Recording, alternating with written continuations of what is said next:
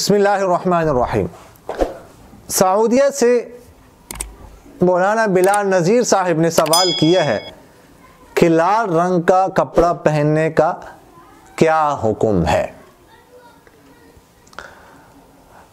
بالکل جو لال رنگ ہو، شوخ قسم کا تیز قسم کا لال رنگ، تو اس کے بارے میں بعض فقہاء نے اس کو مکروہ لکھا ہے کہ یہ لباس مردوں کے لیے ایسا جو ہے نا لباس مکروہ ہے۔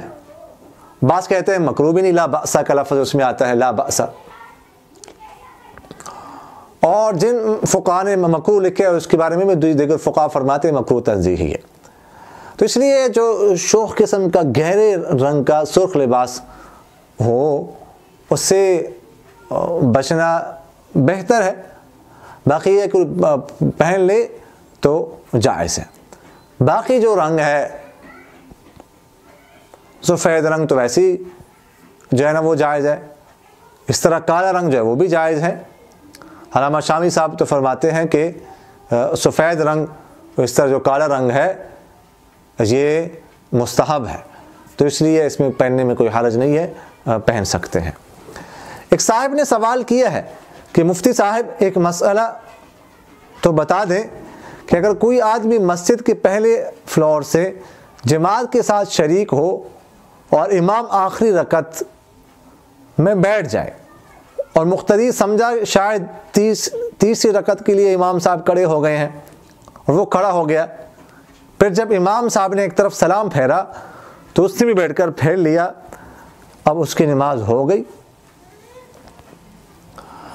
فرض نماز میں جو آخری قاعدہ ہوتا ہے یہ فرض ہوتا ہے، آخری قاعدہ جو ہے نا وہ فرض ہوتا ہے۔ نفل کی نماز میں اگرچہ فقہاء کی بات ہے، نفل کی نماز میں فرماتے پہلا قاعدہ فرض ہے، کیونکہ نفل کی نماز 2 رکعتوں کی نماز مستقل شفع ہوا کرتی ہے۔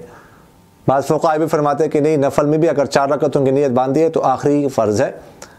بہرحال وہ تو ایک الگ بات ہے، لیکن فرض کی جو نماز میں آخری جو قاعدہ ہوتا ہے وہ فرض ہوتا ہے۔ تب یہاں پر یہ صاحب جو ہے نا انہوں نے آخری قاعدہ نہیں کیا امام صاحب کے ساتھ۔ امام صاحب نے جب سلام پھیرا تو اس کے بعد بیٹھ کر سلام پھیر دیا۔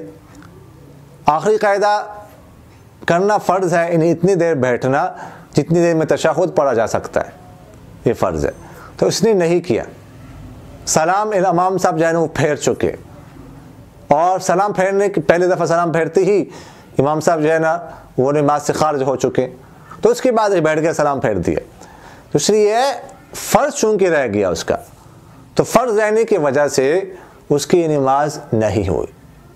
اگر واجب رہ جائے امام کے پیچھے، واجب رہ جائے، اس کے بارے میں تو فقہاء نے لکھا ہے کہ نماز ہو جائے گی مقتدی کی، اس پر کسی قسم کا سجدہ سہو وغیرہ نہیں ہے، لیکن اگر فرض رہ جائے تو نماز نہیں ہوتی۔ چونکہ اس کا فرض رہ گیا ہے اس لیے اس کی نماز نہیں ہوئی، اس نماز کا جو ہے نا وہ اعادہ کرنا پڑے گا، دوبارہ جو ہے نا اس نماز کو پڑھنا پڑے گا۔ ایک خاتون نے سوال کیا ہے کہ میں نے کسی سے سنا ہے کہ بھائی جب تنخواہ لے لے اور اس میں بہن کو کچھ نہ دے تو یہ تنخواہ اس کے لیے سود بنتی ہے، کیا یہ درست ہے؟ دیکھیے گا، بہن ہو یا بھائی ہو، دونوں کی ملکیت الگ الگ ہوتی ہے۔ بھائی کی ملکیت الگ ہے، بہن کی ملکیت الگ ہے۔ بھائی کے مال میں بہن کا حصہ نہیں، بہن کے مال میں بھائی کا حصہ نہیں۔ تو یہ جو کہا جا رہا ہے کہ اگر بھائی نے تنخواہ لی اور بہن کو نہ دی سود ہے، بالکل غلط بات ہے، ایسی کوئی بات نہیں ہے۔ بعض علاقوں میں نا بہنیں جو ہے وہ اپنا استحقاق سمجھتی ہے بھائیوں کے مال میں کہ ہمارا حق ہے، بھائیوں نے ہمیں دینا ہے، ہر تنخواہ میں سے ہمیں حصہ دینا ہے، یا اسی طرح جو ہے نا سالانہ ہمیں اتنا حصہ دینا ہے، اتنی اماؤنٹ دینی ہے، اتنی چیزیں دینی ہے۔ تو دیکھیے گا شریعت کا کوئی ایسا مسئلہ نہیں ہے کہ بہن کا حق ہو بھائی کے مال میں ضروری۔ البتہ اگر کوئی وراثت کا مسئلہ چل رہا ہے تو وہ الگ بات ہے، وہ اس میں بہنوں کا حصہ ہے اور ان کو حصہ دینا ضروری ہے بہنوں کو۔ اگر کوئی نہیں دیتا ہے تو یہ گنہگار ہے، یہ گناہ ہے اور اس کے لیے ایسا کرنا حلال نہیں ہے، یہ تو الگ مسئلہ ہے۔ لیکن عام جو ہم بات کر رہے ہیں، عام مال میں نہ تو بہن کا حصہ ہے بھائی کے مال میں اور نہ ہی بھائی کا کوئی حصہ ہوتا ہے بہن کے مال میں۔ شیخ پورا سے سلیم طاہر صاحب نے سوال کیا ہے کہ اگر کسی آفس اور مال وغیرہ میں ریکارڈ شدہ اذان دی جائے، ٹھیک ہے، اس کے بعد دوبارہ فزیکلی اذان دینے کی ضرورت تو نہیں، یعنی اس کے بعد جماعت کھڑی کی جا سکتی ہے؟ دیکھیے گا، اذان کی سنت یہ ہے، وہ اذان سنت ہے کہ جو عاقل بالغ شخص، یا بالغ نہ ہو، نہ بالغ ہو تو کم سے کم سبھی ممیز کہتے ہیں، جو چیزوں کو پہچانتا ہو، سمجھدار بچہ ہو، اس کا اذان دینا براہ راست جو ہے یہ ضروری ہے۔ اس طرح پہلے سے ریکارڈ شدہ اذان وہ چلائی جائے تو اس سے جو اذان کی سنت ہے وہ ادا نہیں ہوگی۔ اذان کے لیے ضروری ہے کہ عاقل شخص، بالغ شخص یا سمجھدار بچہ، ٹھیک ہے جی، وہ اذان دے دے۔ اگر یہ اس بات کو لیا جائے کہ اس طرح جو ہے ریکارڈ شدہ اذان چلائی جائے، جیسے آج کل ایئرپورٹ میں ہوتا ہے یا بڑے بڑے مالز میں ہوتا ہے یا اور جگہوں پر، آفیسز میں، تو پھر کل کو کل یہ لوگ ایسا کر لیں گے کہ بس جو ہے نا کسی امام صاحب کی ریکارڈ شدہ جو ہے نا وہ نماز لے کے وہ مصلی پہ رکھ دیں گے، چلا دیں گے، اور لوگ اس کے پیچھے کھڑے ہو جائیں گے، جماعت کی نیت کر لیں گے، نماز پڑھیں گے۔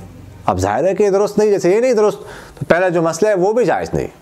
فقہاء نے لکھا ہے کہ اگر کوئی مثلا پرندہ اذان دے دے تو اس سے اذان کی سنت نہیں ادا ہوگی۔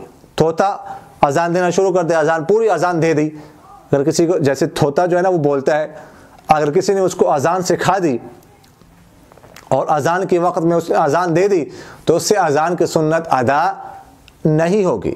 یا کسی اور جانور نے اذان دے دی چونکہ وہ مکلف نہیں ہے تو اس سے اذان کی سنت ادا نہیں ہوگی۔ اس طرح یہاں پر بھی جو اذان کی سنت ہے وہ ادا نہیں ہوگی، تو اس طرح درست نہیں ہے۔ باقی جماعت تو ہو جائے گی، ہے کہ جماعت اگر اذان بالکل نہ دی جائے کسی جگہ پھر بھی جماعت تو ہو جاتی ہے اذان کے بغیر بھی، لیکن اس طرح کرنا یہ درست نہیں ہے، اور اس کے جو اذان، اس سے جو اذان کی سنت ہے وہ ادا نہیں ہوگی۔ اقول قولی ھذا استغفر اللہ لی ولکم ولسائر المسلمین فاستغفروہ انہ هو الغفور الرحیم۔